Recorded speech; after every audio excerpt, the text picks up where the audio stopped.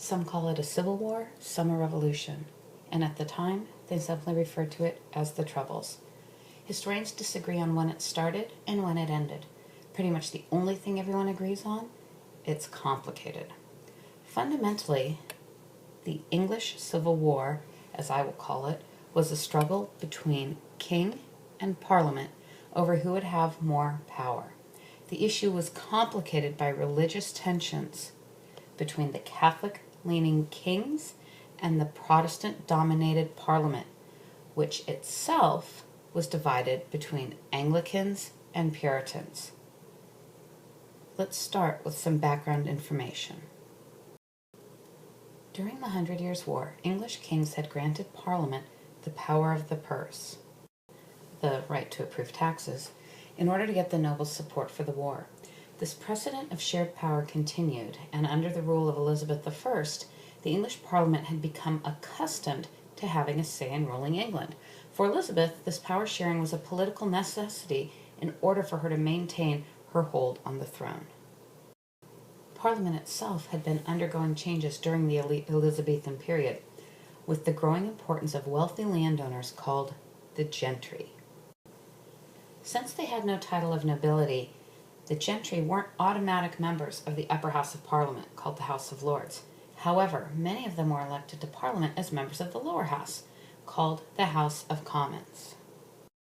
Additionally, during the second half of the 16th century, England had seen the emergence of a group of Protestants referred to as Puritans.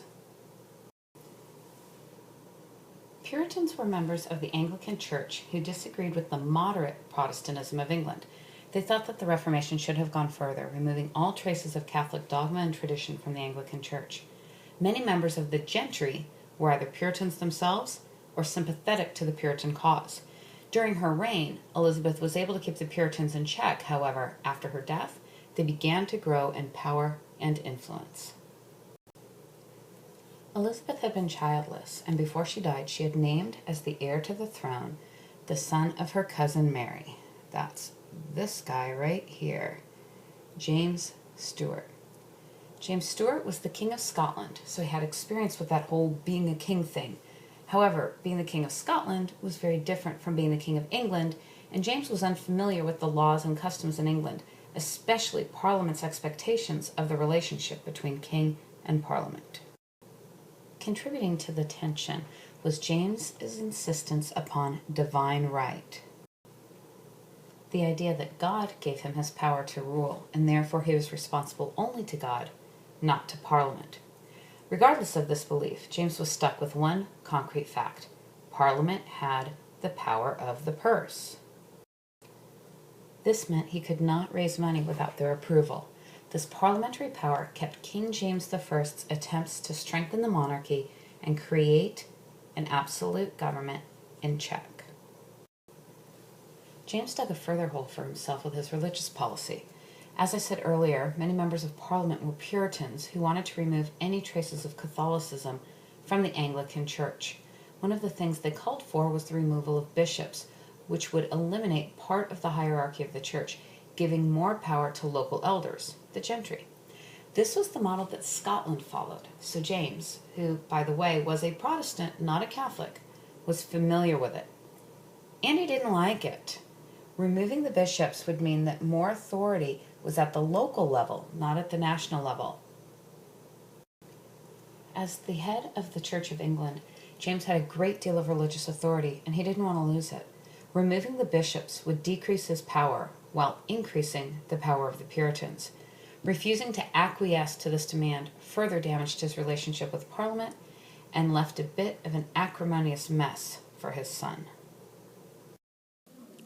James died in 1625, and his quiet and unassuming son, Charles, this guy right here, inherited both the throne of England and the throne of Scotland, as well as all the conflicts between his dad and Parliament.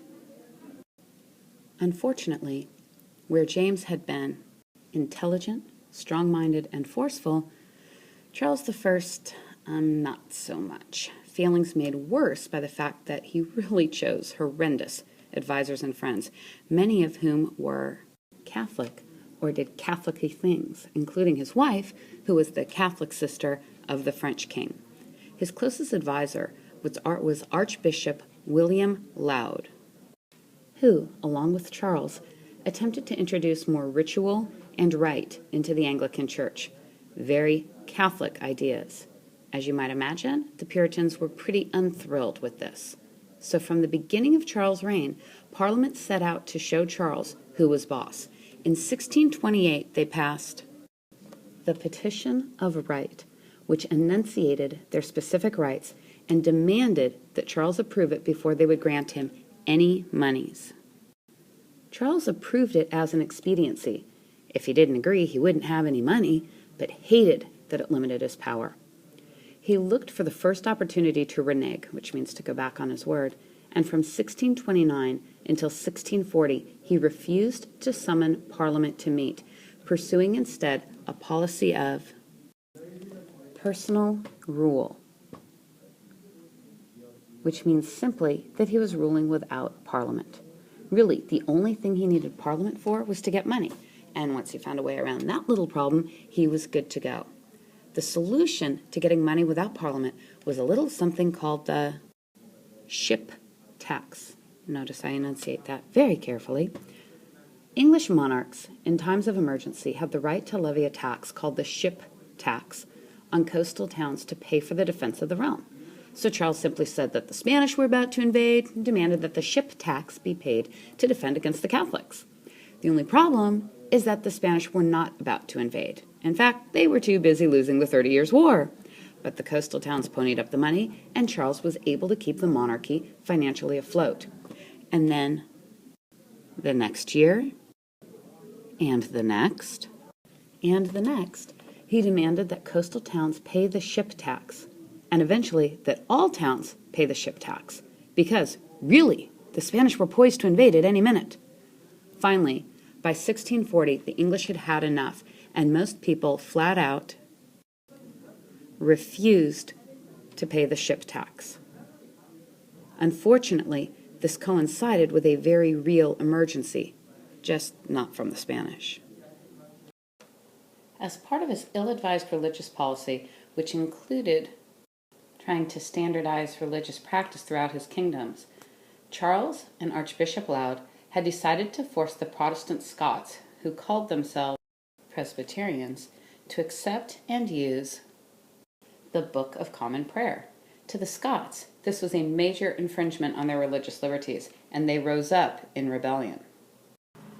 Because the ship money had dried up, Charles could not afford to raise an army, so he was forced, in 1640, to call Parliament into session and beg them for the money to raise an army to stifle the Scottish rebellion. The resulting Parliament is referred to as the Long Parliament because they were in continual session without being formally dismissed from 1640 to 1660. And when Charles called them into session, boy, were they mad, and they were determined once again to show Charles who was boss. You know, Charles has a very difficult time learning this lesson. Before they would even consider giving Charles money to put down the Scottish rebellion, Parliament first passed the Grand Remonstrance, which listed out their grievances against the king. And then they passed several key pieces of legislation that limited the king's authority. Lastly, they passed the Triennial Act, which stated that Parliament must meet at least every 3 years, with or without being called into session by the king. Most members of Parliament were satisfied at this point that they had taught Charles a lesson and were ready to move on.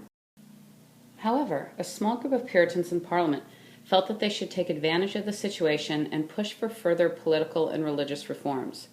In one of his more stupid moves, Charles decided that it would be an awesome idea to take advantage of the dissension within Parliament to arrest some of his more outspoken critics. He sent his guards onto the floor of Parliament, where they arrested several parliamentary leaders and tossed them in jail. Yep, that's the kind of brains that we are dealing with in Charles I. His outrageous move unified Parliament against him, and what had been a political and religious struggle up to this point now became outright war.